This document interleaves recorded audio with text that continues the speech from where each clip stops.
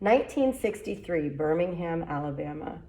I couldn't play on the same playground as the white kids. I couldn't go to their schools. I couldn't drink from their water fountains. There were so many things I couldn't do. One warm spring night, my family went to church. We weren't there to have regular services. We were there to hear Dr. King speak, and we were there to plan.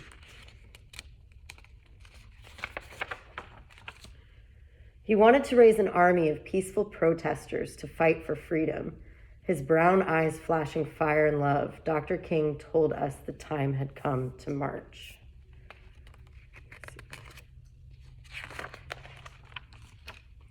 If I march, Mama said, I'll lose my job, sure enough. I can't march, Daddy said. I got a family to feed. The weight of the world rested on our parents' shoulders, but this burden, this time, did not have to be theirs to bear.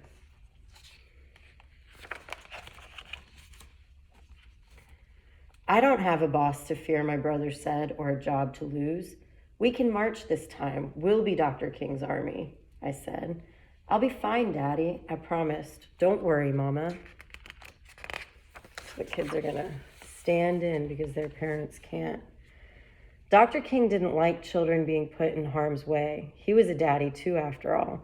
But he said that though we were young, we were not too young to want our freedom. Let the children march, they will lead the way.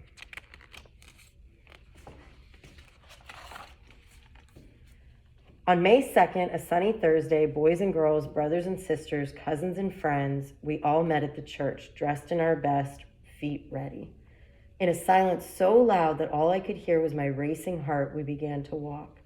Hand in hand we marched, so frightened yet certain of what was right for freedom. The path may be long and troubled, but I'm going to walk on.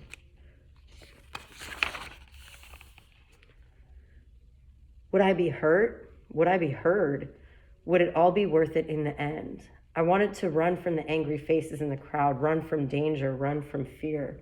Boys and girls, brothers and sisters, cousins and friends, on and on we marched, we marched, we marched, singing the songs of freedom. 1,000 strong we came. Hate dogged my heels all that day. Its yellowed canine teeth sharp, but courage walked by my side and kept me going. Disperse or you'll be jailed, the police shouted the first day. Disperse or you'll get wet, the police shouted the second day. Disperse or we'll release the dogs, the police shouted the third day. We did not disperse. We kept on marching. We wouldn't stop until things started to change.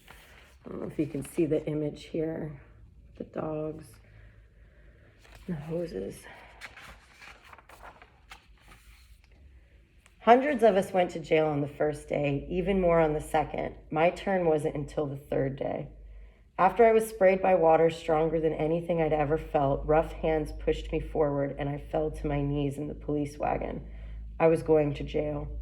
Dr. King reassured our parents. Don't worry about your children, he said. They're going to be all right.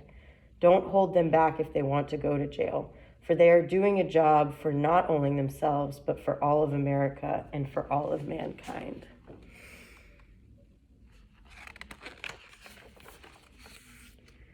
That night, crowded into a cell too small for even half the kids, we sang, "We shall overcome. Ain't gonna let nobody turn me round, and freedom is coming." Our parents couldn't be there with us, but still we sang, wrapped in the proud and loving arms of our ancestors.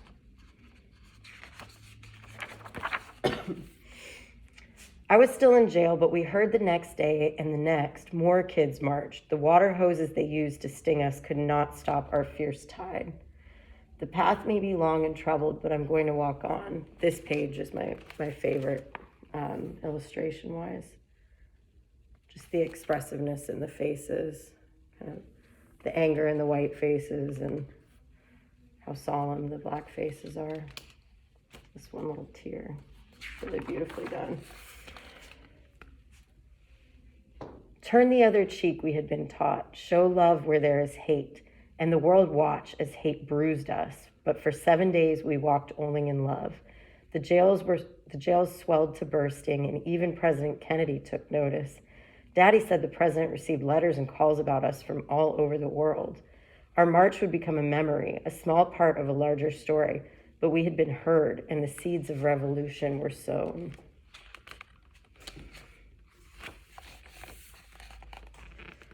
Two days and nights I stayed in jail.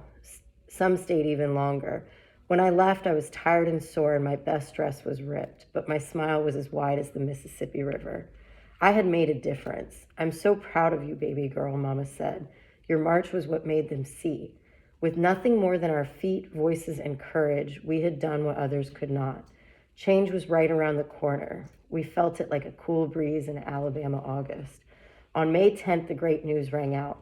Dr. King had reached an agreement with the white leaders of the city. Desegregation would begin. 1 month later, I was playing on a playground I'd never been allowed to play on before. 2 months later, my family ate at a diner we'd never been allowed to eat in before. Our march made the difference. We children led the way, singing the songs of freedom. 1,000 strong we came. That is the end of Let the Children March. Here in the back, there's some historical context, some photos. So this is one of the photos that the illustrations were based off of. Some real life photos of the kids marching and the police surrounding them. Hey, Mia. Yeah. Okay. Yep. Hey, Mia. All right, guys. And then in the back, we have more of a timeline about how desegregation worked for the rest of the year. Okay, so that was Let the Children March. I'm going to pause my recording.